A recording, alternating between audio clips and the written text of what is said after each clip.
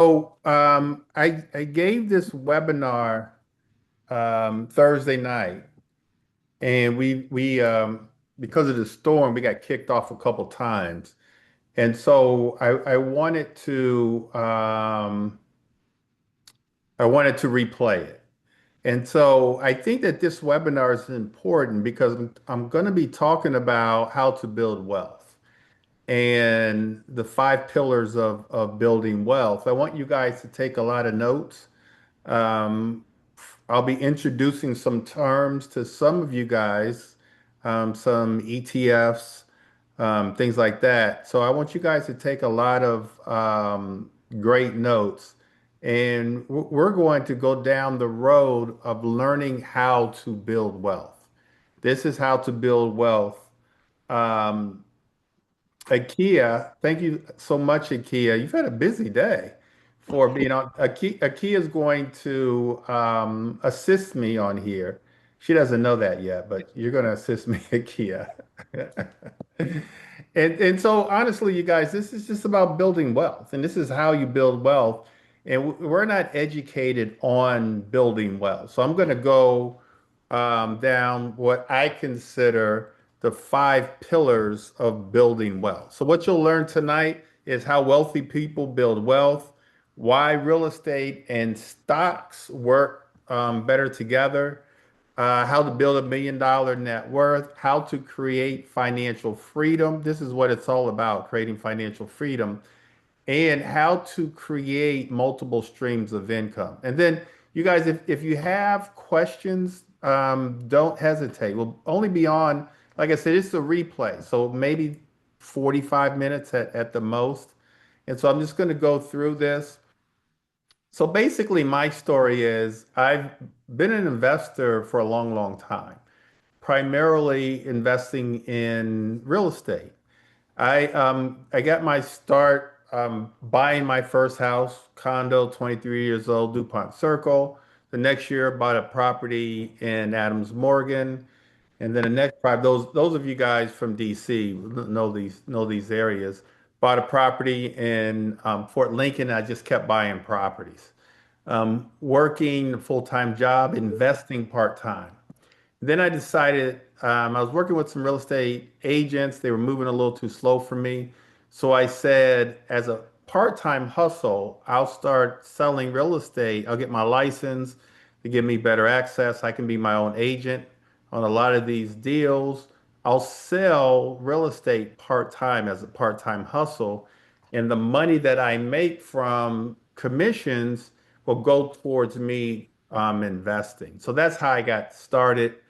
I since quit my job, started selling real estate and investing in real estate full time, became the number one agent in the county for many years, bought a real estate franchise, did the franchise model for about 10 years, and I've got an independently owned real estate brokerage now.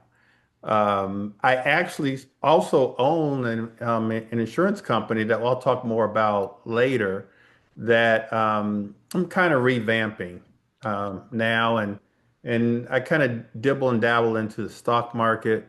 And so we'll talk about all of those kinds of things.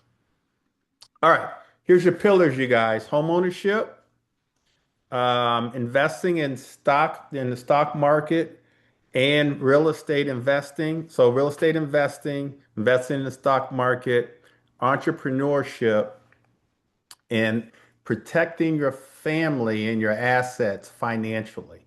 These are the pillars right here. And so generational wealth, in my opinion, starts with home ownership.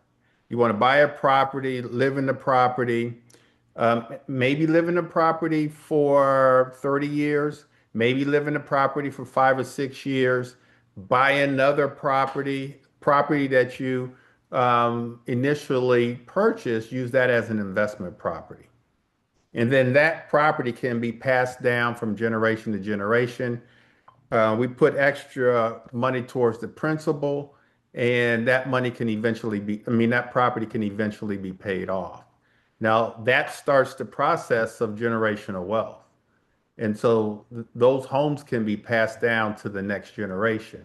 We also want to invest in real estate and kind of do the same thing. Take that asset.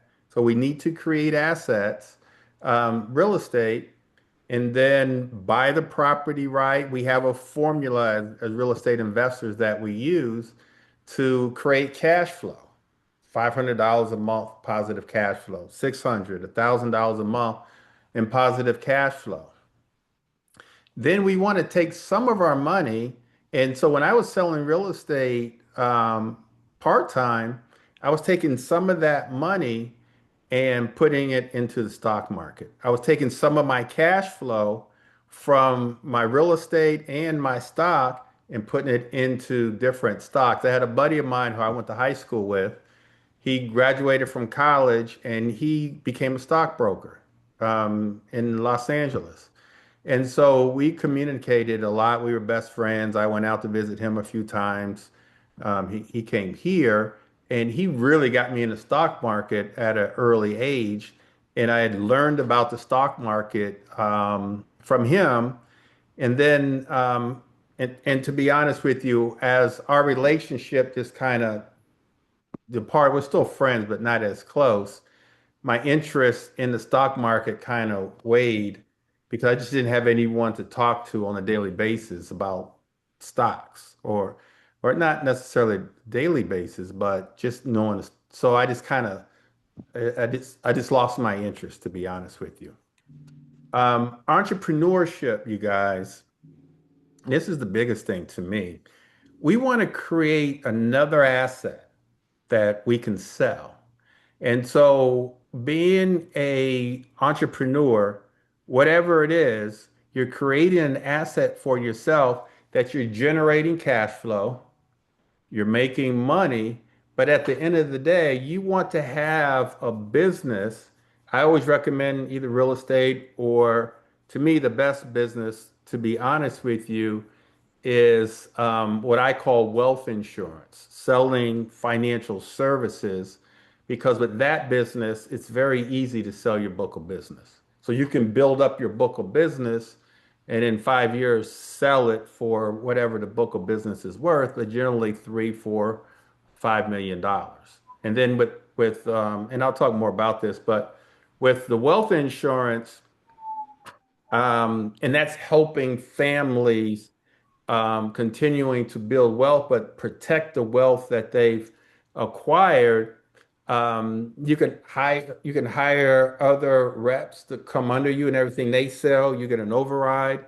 Every policy that you sell, every time that client renews, and they could be renewing for the next 20, 30 years, um, you get a renewal. So you keep getting paid. It's the gift that keeps on giving. And it's very easy to build up a book of business. And then you could sell annuities, you can sell stocks, depending on how deep you want to go. And you can do it part-time. And so I'm not saying quit your day job, but I am saying being an entrepreneur, having multiple streams of income, creating assets for yourself that you can sell. You can sell homes, you can sell stocks, you can sell businesses. Creating those things is how you build wealth, you guys. A lot of you guys are working jobs and making a great living, but it's active income. You work a job, work 9 to 5, and some of you guys are making two, $300,000 a year, but it's not an asset. So you do the work, you get paid. We want to have assets that's passive, that we can create passive income where we do the work one time, like real estate, stock and stocks, and we get paid over and over and over again. Why people struggle financially. This is why people struggle financially. This is why we, as a people, struggle financially. We don't have multiple streams of income, so we have one paycheck. We only have one source of income. We're relying too much on Social Security, and we're relying too much on hope and prayer and all those kinds of things. Wealthy people build assets. You've got to think to yourself, and this is not beyond your reach. You can do this. You've got to just be around the right people, but you've got to build assets and diversify with different types of asset classes, but you got to build assets and you got to have cash flow. Where's that cash flow coming? Um, You've got to have equity and then multiple streams of income.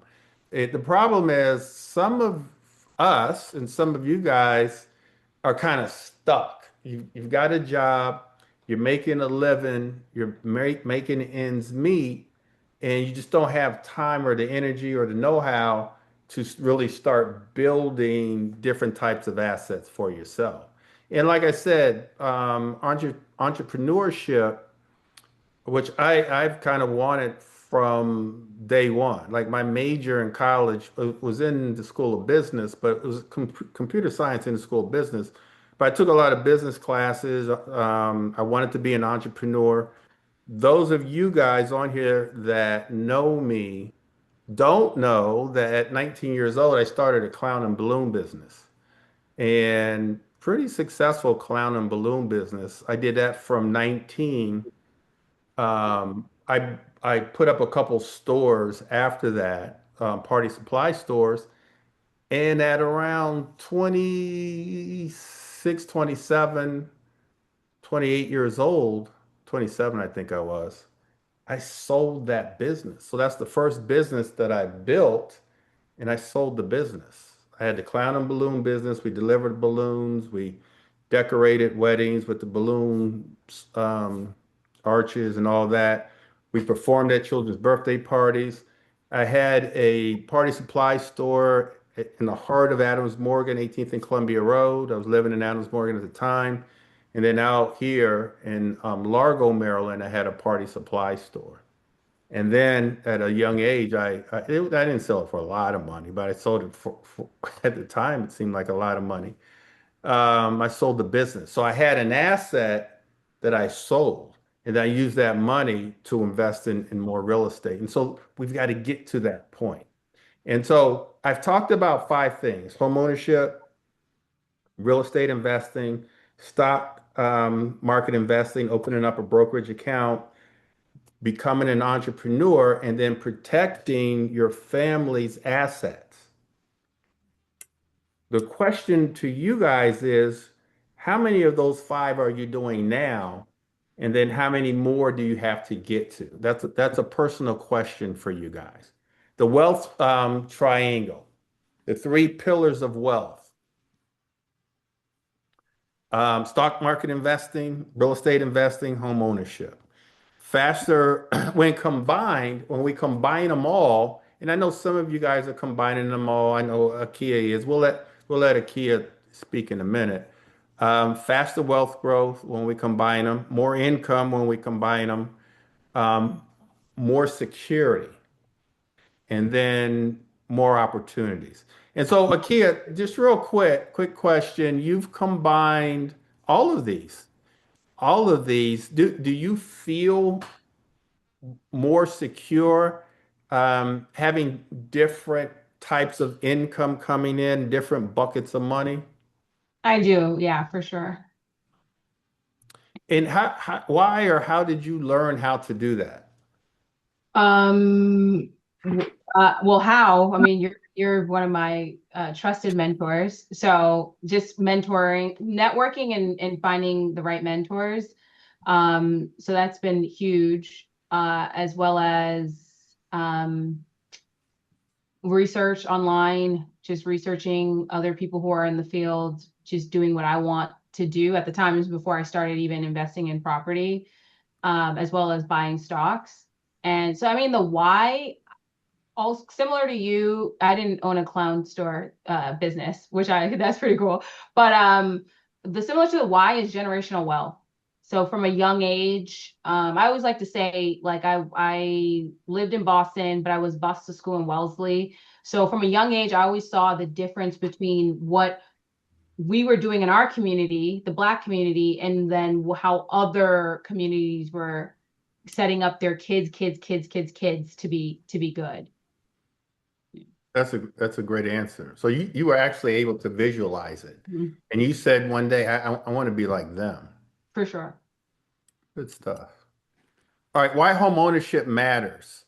Equity, we're building equity, tax advantages, appreciation, and stability. And so we can build appreciation. I always like to say that here in our area, most of you guys on here, I think, are from this area, DMV. Um, our property values double in 15 years. And so we're getting great appreciation. And so we're buying a property today as an investment property.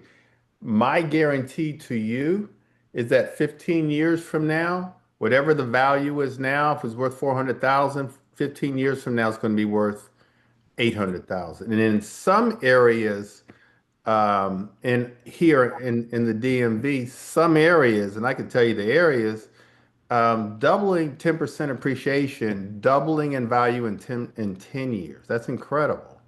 And so you've got that equity. And so why is that important?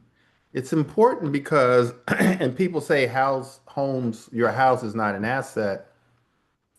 It is an asset because it goes up in value.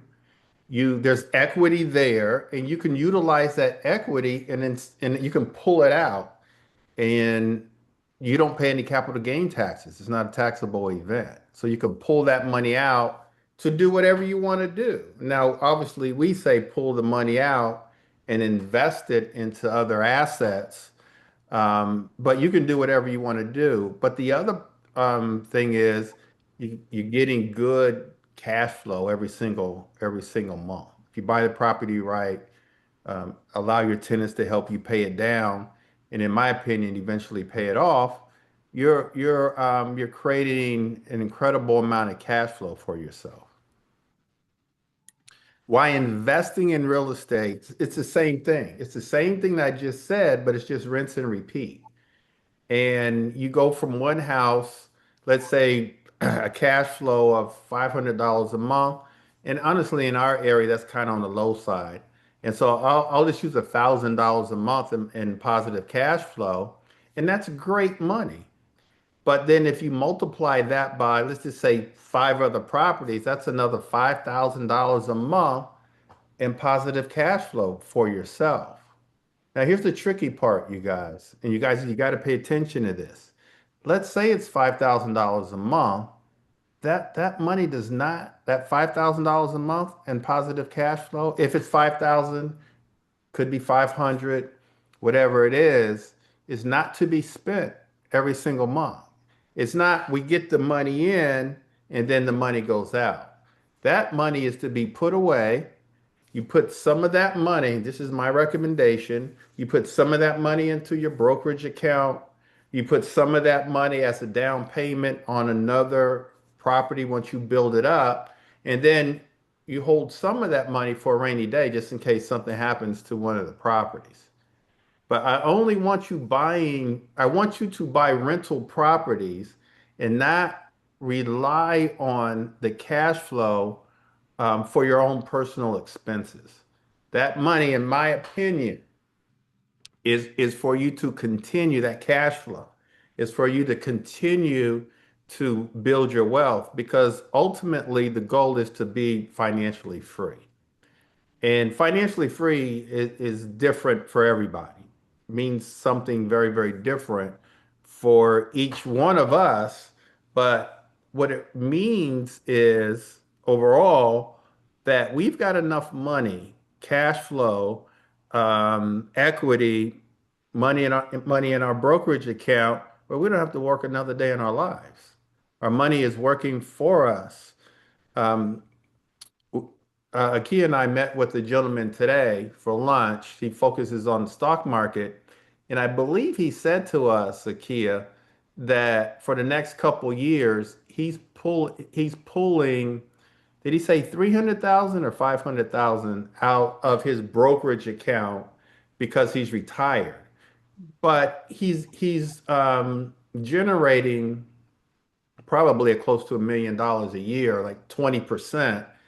And so he's only taking like 10% to live off of. What was it, 300 or 500? I don't remember. It was five, but then he said he had to pay capital gain taxes. He said it was like roughly 200,000. So he's walking away with like roughly three. a little bit over 30, but he's pulling out like five, over five, 500. And but at the same time, his brokerage account is growing because he has the money, his money in the right stocks, the right ETFs. It's growing, and that's where we want to be. We want to be at the point that we've got enough real estate, enough money in the stock market where we can just live off the gains or part of the gains, cash flow, the gains. And so, which also means, and this is tough, this is hard. Right now, we got to live below our means. Got to live below our means because the money we make, we want to invest it. We want to learn how to invest that money and live well below our means. Somebody put a one in the chat if I'm making sense to you. Am I, because I'm making sense to me. Am I making sense to you? Somebody just put a one in the chat. All right. So why stocks and ETFs? And so they're easy to start. We'll talk about some ETFs that he gave us one ETF Dram. I looked it up. It's I think it's at 60. You just need $65 and you can buy that ETF today. It's um, it's got semiconductors. It's part of the whole AI boom. But so they're easy to start. It's compounded growth, you guys, and it's automatic investing. Unlike real estate, and that's why we got to diversify, but unlike real estate, stocks are liquid. And so let's say you've got 1,000, 2,000, 100,000, $1 million in the stock market. You can pull that money, some of that money out tomorrow. It's liquid or today. Unlike real estate, in order to pull money out, you've got to refinance, sell. And so real estate is not liquid like stock market. And then there's a bunch of different types of stocks and ETFs and day trading. And so you can just do a lot with the stock market. Um, I talked about passive income. And so the stock market helps you create passive income. And I read this quote by Warren Buffett many, many years ago, and it just really resonated with me. It's invest while you sleep. He said, if you don't find a way to make money while you sleep, you'll work until you die. Now, for me, when I read that probably 10 years ago, that was like profound. That spoke right to me and said, I need more and more and more passive income. And I'm going to get it through having different types of different multiple streams of income. Invest while you sleep. So as the stock market goes up, your money goes up. As your real estate investments go up, the appreciation, the values go up. And so if you don't find a way to make money while you sleep, you will work until you die. All right, why combine both real estate and stocks? Cash flow, equity, appreciation is real estate. Stocks create growth, liquidity, and diversification. Together, the ultimate wealth building strategy. The ultimate wealth building strategy. The wealth building formula. All right, buy a home. If you don't already have a home, buy one. It took me a while. My journey was I started buying properties, but I didn't live in any of them. I had a don't judge me, you guys, but I had a little efficiency apartment, graduated from college. I rented a little efficiency apartment in Adams Morgan that I just loved. It was just small and compact, and it was just enough for me. It was in a great location. I could walk to restaurants and bars, and like it was right in the heart of Adams Morgan. So I just would buy real estate, rent the real estate out, and continue to live there for many years, for many years. So I did have real estate investing. Looking back, I think I would have moved into one of my properties, of which I eventually did. But buying the house is important. Starts the process of building generational wealth, and then invest monthly. This is hard, but invest monthly in the ETFs. Like put money into your brokerage account. And Akia, I think you do that now, don't you? Yeah, I do. I have auto payment set up where it just automatically invests in my into ETFs. So So invest into ETFs. And here's why you do this. And this could be on another slide, but you do it because this stock market gives you compounded interest. This is something else that Warren Buffett said. He said that compounded interest is the eighth wonder of the world. He told his wife at a very, very young age because he as a teenager he knew he learned about the stock market. I mean, he started trading stocks because of his father in his teens. So he knew about the stock market, and he told his wife at a very young age that if he lived long enough, he'd be the richest man in the world. And that happened. I mean, at one time he was the richest man in the world. Now, some other, people, came and surpassed him, but he was relying on compounded interest, money compounding. And the sooner you get in, the better. Um, Buying investment properties, reinvesting your cash flow, repeating the process. Now, one thing I haven't talked too much about is protecting your assets. And so the way we protect our assets is what I call wealth insurance. And so you don't want you want to protect the assets. And so there's different types of wealth insurance that if something was to happen to you, then your loved ones would get whatever you invested in terms of the wealth insurance. You could pay less than $100 to get a term policy that could return $1 million or $2 million just within that policy. So that's an investment. There's a policy called an IUL, an Index Universal Life Policy, that works the same way, but it gives you cash value. And with that cash value, you now can become your own bank and borrow from that cash value that's growing. And then, oh, by the way, if something was to happen to you, if you have a critical, chronic, or terminal illness, that policy will also um, pay you, depending on what you get, 500, a million, $2 million. And so that's also important to protect those assets that you create. All right, understanding ETFs. ETF stands for Exchange Traded Funds. One ETF can own hundreds of or thousands of companies. And so they're simple, diversified, low cost, and long-term growth.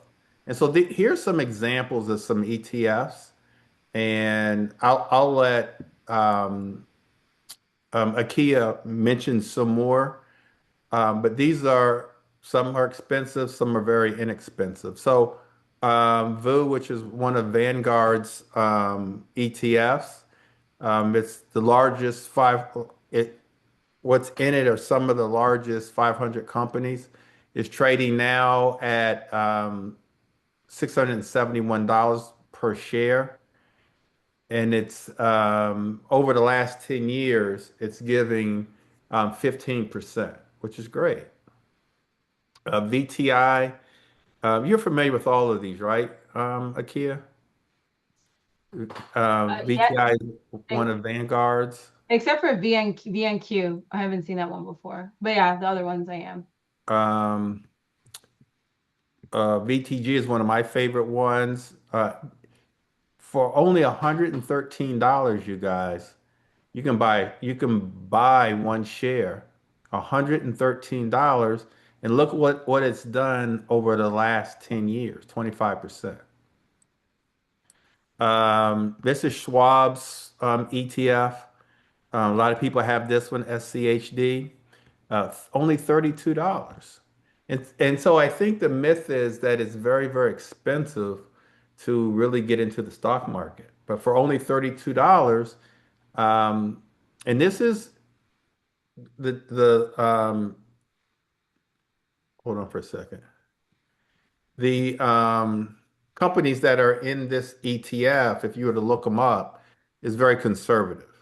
And so even though compared to the other ones, you're only getting 12%, your investment is fairly low. Um, you do have to keep an eye on all of these ETFs. It's not set it and forget it. But these are all good investments. A lot of you guys have probably seen the commercials, QQQ. I tried to look up QQQM. And so, Akia, do you know the difference between QQQ and QQQM? No, I don't. I bought QQ. So I was online looking at obviously one was like QQQ, and then I saw QQQM, and then I did some quick research, and then everyone was like, "Oh, do QQQM," or a lot of people. But obviously, after our conversation today, I'm more than likely going to put more money in QQQ. So, It's trading at 21%. And so here's the thing, you guys. If you're not familiar with the stock market, 12%, 15%, over 20% is great.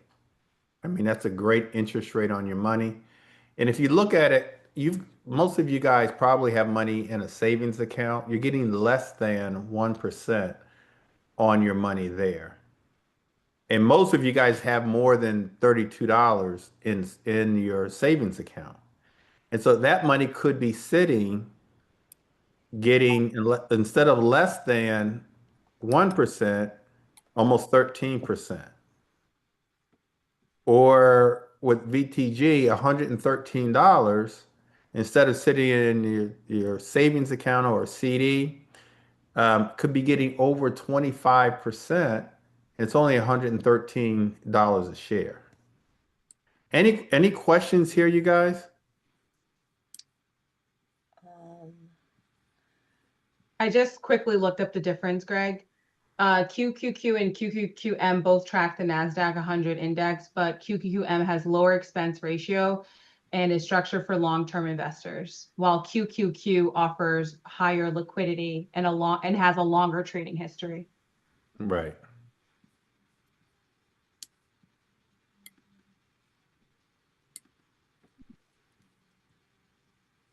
oh boy.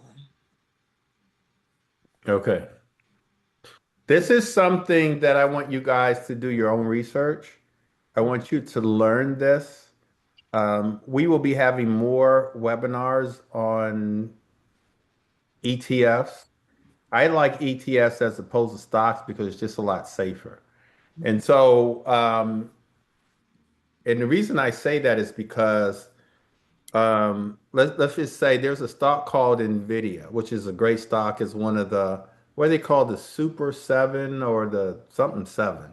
It's part of that. You can get you can get Nvidia and a number of different other great stocks all in one, and that's called an ETF. Um, and so if one of the stocks go down like ETF, I mean, Nvidia, let's say tomorrow has a bad day and it goes down 1%. If all the other stocks in there go up, you still win. Mm, And that's why I like it. Um, if you know what a mutual fund is, it's similar to a mutual fund, but not as expensive as a mutual fund. I have a question. Um, I currently work with the school system, and I know that they've been trying to get us to sign up for something that's similar to what you're talking about, but I'm not sure it's an ETF. So I guess my question is, should I go with what the school system is offering, or should I independently seek out one of these ETFs that you're talking about? Does my question make sense? I'll let Akia answer the question also. But one thing that I would say is if the school system is in some way matching what you put in, if they're matching it in some sort of way, then I would go with whatever they have. Mhm. Because because if it's similar to like the federal government, the Thrift Savings Plan, the TSP, that's a great system because the federal government, up to a certain point, matches what their employees actually put into their funds. And they're a bunch of mutual funds, but they're getting money from the federal government. Right.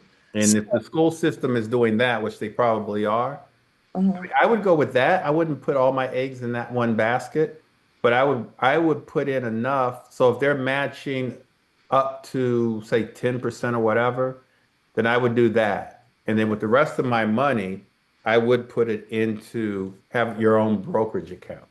and how do you start your own brokerage account? You contact the companies independently?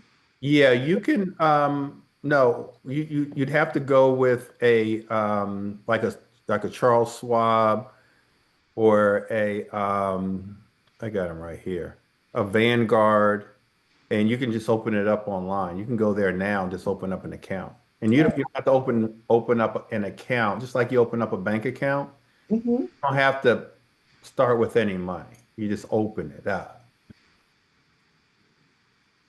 Any advice for her, Akia?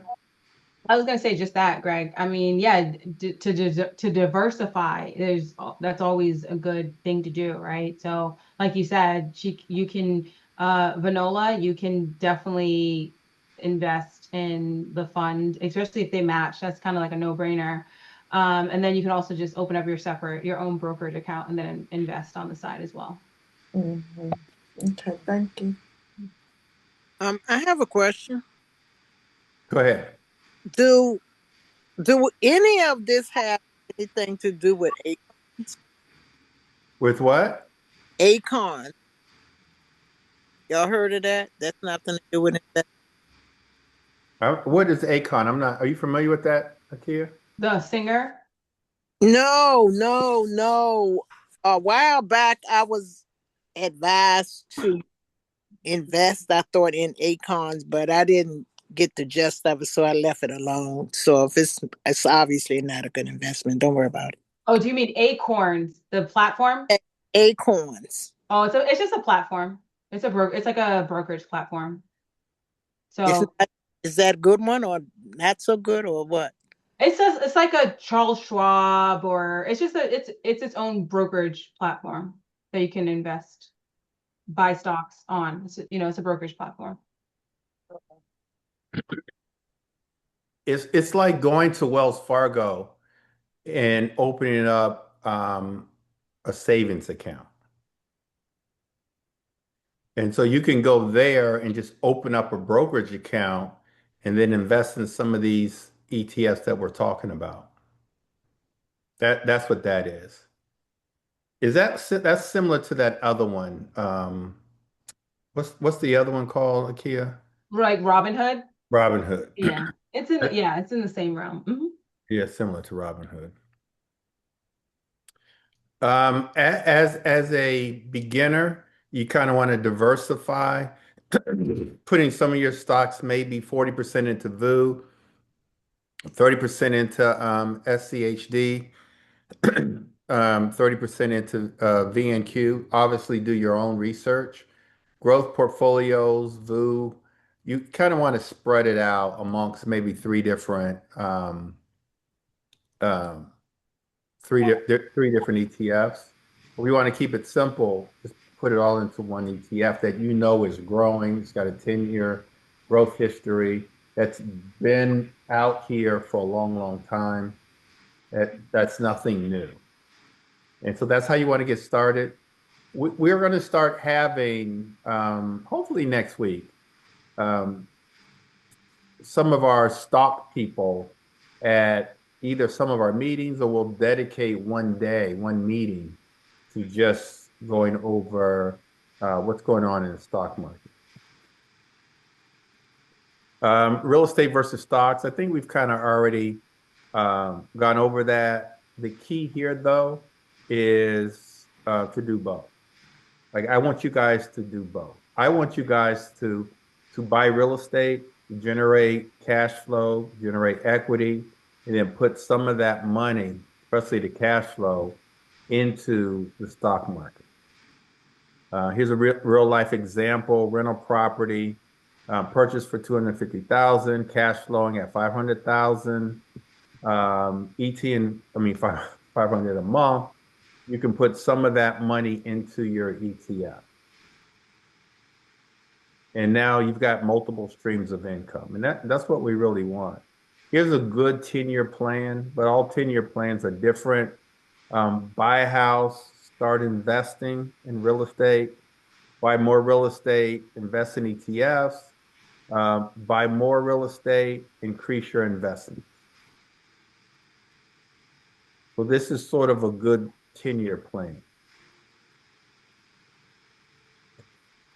If you are a real estate agent, this is how you have the advantage. You can find properties like I did. I learned how to invest in real estate, so it made it very, very easy for me.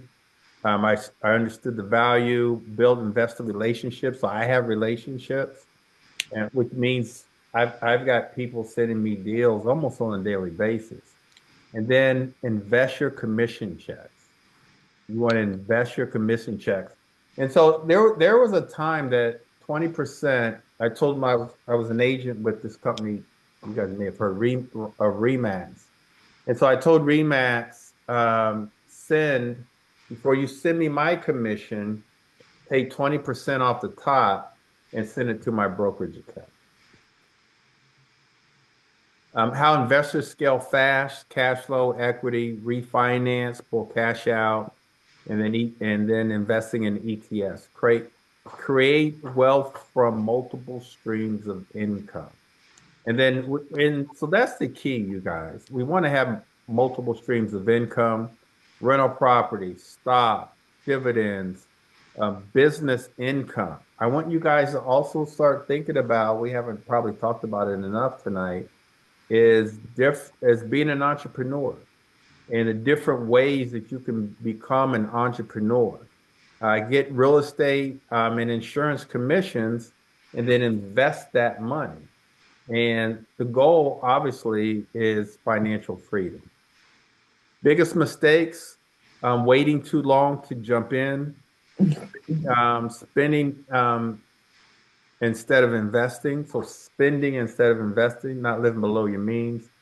Another mistake is no plan, trying to time the market and quitting too soon. This is the $1 million blueprint. Equity, you can build up equity in our area very, very quickly.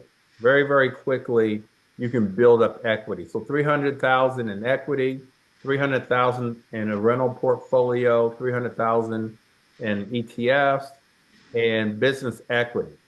And so in our area, I think being around the right people, being in a community, and I have a community.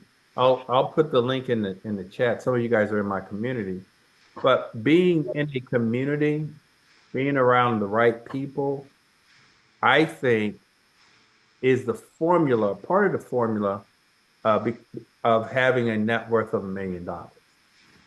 And as I said last week, because of appreciation, I have over $1 million in just the house that I live in. I'm in this house 20 years now, and I have paid down some of the principal, but because of appreciation, I've got over $1 million. And I'm not bragging, I'm just making a point. The point is to buy real estate and hold on to it and just let it go up in value. while you're living in the property, having a great time, or while you have rental properties and you're taking really good care of your rental properties, going up in value. And when they go up in value, your net worth goes up in value. And so why is that important? Why is it important to have $1 million net worth, $2 million net worth? You can borrow against your net worth. You can borrow against your net worth. You can borrow against the equity in your properties. You can even, with your brokerage account, borrow against the money that's in your brokerage account. Not take out the money that's in your brokerage account, but you can get a line of credit. And so some of my colleagues have lines of credit with their brokerage account. And so what do they do with that? And so their money, let's just say they've got, I'm just going to throw out a number, $1 million in their brokerage account. And so they get a line of credit. Now their $1 million is still compounding. They just get a line of credit and they invest in real estate. And with the cash flow, or if they're going to flip a property, they bring all that money back into their brokerage account and continue to grow the brokerage account. And then they rinse and repeat from their brokerage account, line of credit, invest the money. And then if you're an entrepreneur, you have money, you have business equity, and you can sell your business. I have a question, Greg. Earlier when you mentioned when you had commission payments, you would have half or part of it get sent directly to your brokerage account versus you. Were there any tax benefits to that setup? Yeah. And so commissions are taxed. And Mm. so by sending it to your brokerage account, you're not getting taxed Mm. for the full amount. But I think those taxes are eventually those taxes are taxed, so it's kind of deferred. But it could be deferred to a point where you're in a lower tax bracket. Mm. All right, here's the action plan. Um, I do want you guys, I want you guys to be bold. And I want you, Vanola, to open up a brokerage account. And I want everybody on here to open up a brokerage account. If you need help, schedule a one-on-one with me. Or if you'd like, we'll have a class on just opening up a brokerage account. Just open it up. Now, I've gone over a few ETFs that are very, very inexpensive, but you don't even have to purchase. Just open it up. Take the first step. Doesn't cost you anything. Um, what, Vanguard, Schwab. Mhm. What are some other brokerage houses? A bunch There- of them. Yeah, Kevin was mentioning JP Morgan Sachs has its own JP Morgan. I do mine with Fidelity, Greg. Fidelity's one is. Oh, I didn't know you was on here, Andrea. You snuck on here, Andrea? I've been here listening to all these little nuggets that you're giving. Thank you. Who do you do yours with, Andrea? Fidelity. Oh, Fidelity. Okay. Okay. Just open it up. Now, if you want to invest in an ETF, do that. If you want to sacrifice dinner and buy an ETF, do that. But there's some ETFs. I went over them. I won't go over them again. But you guys will get the recording. There's some ETFs. Now we went over this. I'm gonna put it in the chat. One thing that we talked about, and I want you guys to do your own research on this. Um, but we had lunch earlier and DRAM, the ETF DRAM came up. And I checked on DRAM when I got home. It's only $65. It's very, very new. I think it just came out in maybe April. It is a memory and a semiconductor ETF. Um, but between April and now, I think the return it's been over 100, it's been like 100%. I would say that. 150. It's triple. It's almost triple. The 100, Isn't that crazy? yeah, it's crazy. And Did, that's DRAMS, drams. no, I put it in the chat. No, no S. Okay. No, just look it up for yourself. It keeps going up. It's part of that whole AI revolution.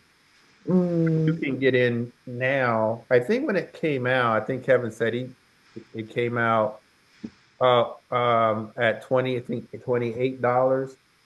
Right now it's at $65. Um oh, essays on here. Luis was at the lunch as well. We'll get his input. We won't ask him a lot. He's had a long day. He went fishing earlier. And so he's had a very long day. So we're not going to ask him a lot of questions, just maybe one. But yeah, Vanola, it's Dram. Look it up. okay, I will. Then Thank open up a brokerage account and right now at $65, it's worth it. We're going to open up a brokerage account. We're going to set up automatic investing, review our credit. Credit doesn't play much into this directly, but indirectly it does because we want to be able to borrow money, analyze a rental property, and create your wealth plan. And so by creating a wealth plan, I want you guys to start thinking about when we talk about financial freedom, what does financial freedom mean to you? And so does financial freedom mean having the ability to make $20,000 a month passively without working through all of your investments? Is it $30,000 a month, $100,000 a month passive income? I think we said Kevin pulled out 500, was it 500, $500,000 recently. And I think he said he's going to do that for the next few years. And so he's just taking his the growth of his portfolio. And he's not even talking. I've been unable to, I've known him for a very long time. I've been unable to get him into real estate. He's a stock guy.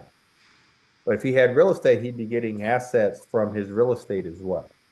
And so those are some of the first things that I want you guys to start doing. We've got to build wealth. We need financial future and we've got to take action and we cannot be afraid and we've got to go for it. We cannot be afraid and we've got to go for it. Take action, create multiple streams of income, buy assets, think long term, and think consistently. Um, Investing in real estate, investing in the stock market, you're not going to get rich overnight. You get rich over time. You realize financial freedom over time. You've got to let it cook. You got to let that real estate cook. And over a period of time and through appreciation, values can double. And that's the same with the stock market. Here's a live case study. One commission. So we're talking about commissions through real estate.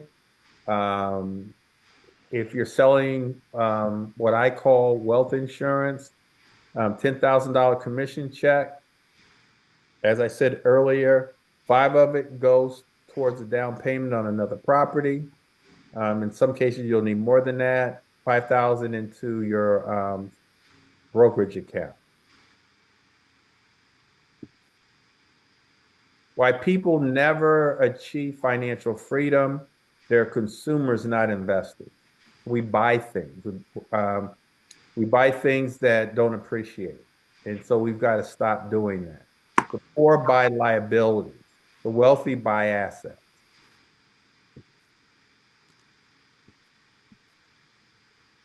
All right, I do have a 4-day course, you guys.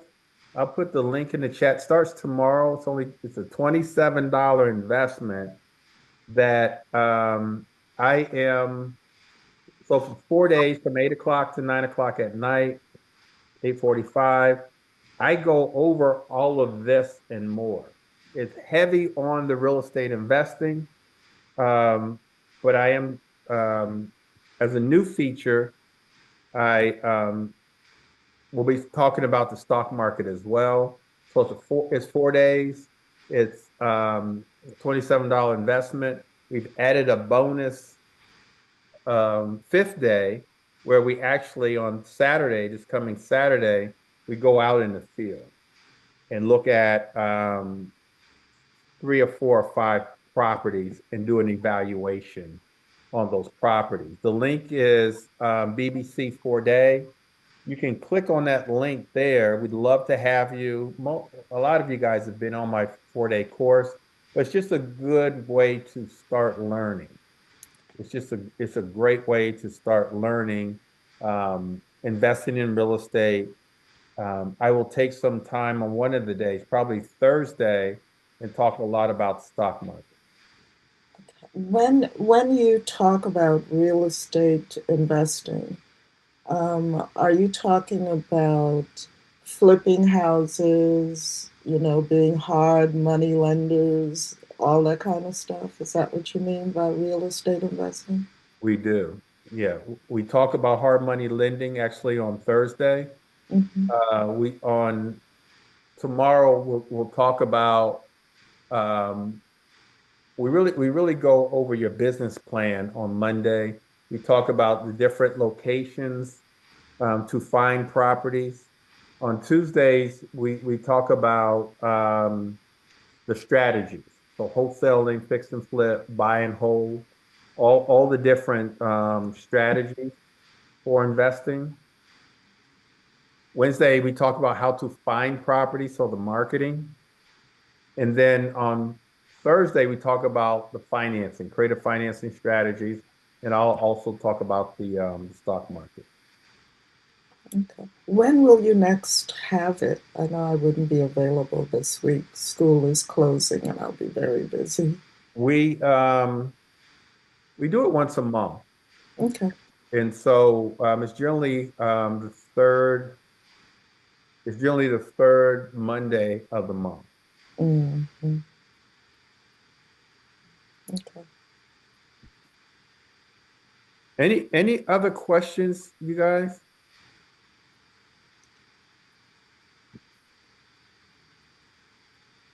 Any takeaways from tonight?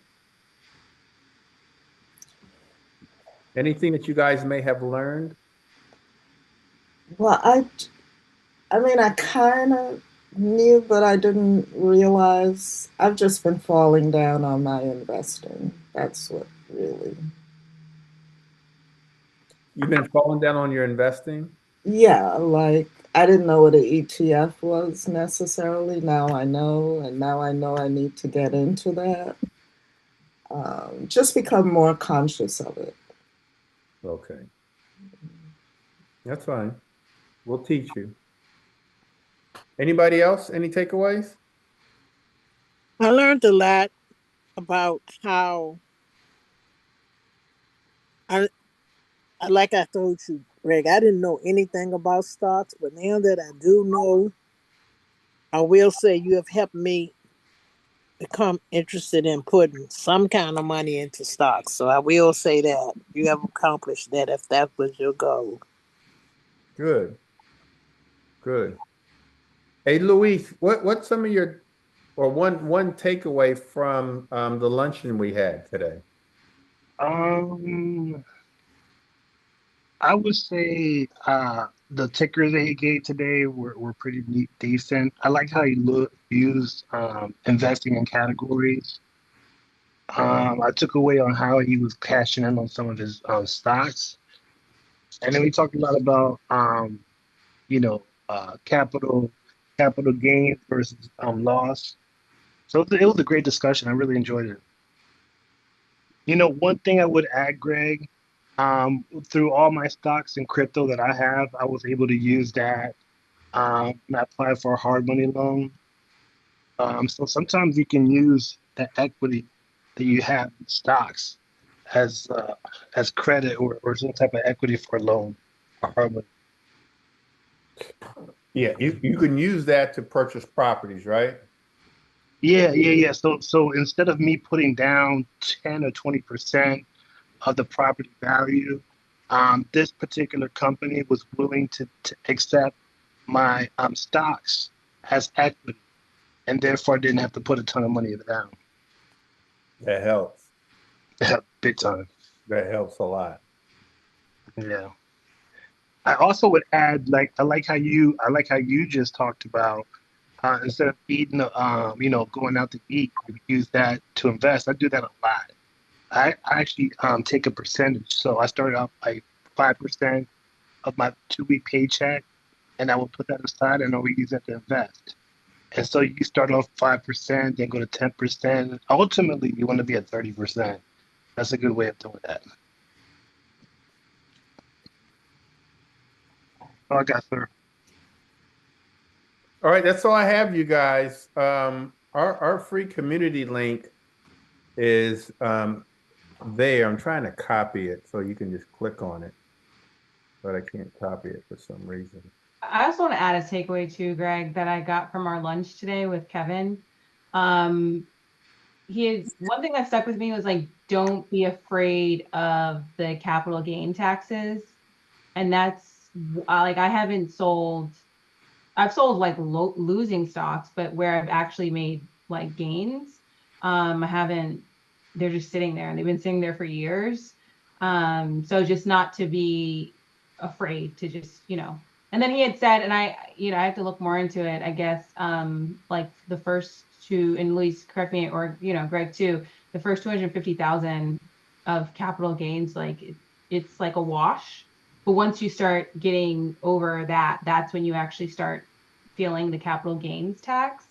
So I mean, I'm not playing at that level yet. So there's really nothing to fear at this at this stage. But the thing is, when you are at that level, you Yeah. are making a lot of money. And Mhm. so you don't feel it as much. It's just part of the game. It's the cost of doing business. Mhm. All right, you guys. Again, those of you guys who've never been to my 4-day course, please sign up. The link is in the chat. Let's start thinking about those 5 pillars: home ownership, investing in real estate, investing in the stock market, entrepreneurship, and then protecting our assets. Let's start thinking about that. And then, how many pegs in the pillar do you have, and how many more do you need to start working on? And whatever that is, stay connected with us because it's all we talk about. It's all we talk about, and it's all we will talk about is how to build financial freedom, which again means something different for all of us. That number, whatever that number is, but we're all going to get there the same way. Home ownership, investing in real estate, stock market, entrepreneurship, and protecting our assets. All right, you guys, that's all I have. Thank you so much for being here. Thank you so much for hopping on, Akia. SA, thank you so much. I'll talk to you guys soon. Okay, thank you. Thanks, Greg. All Thank right. you, Bye. Night, Kia, everybody. SA, and Keith. I mean, Greg. Okay, thank you. Thanks. Bye.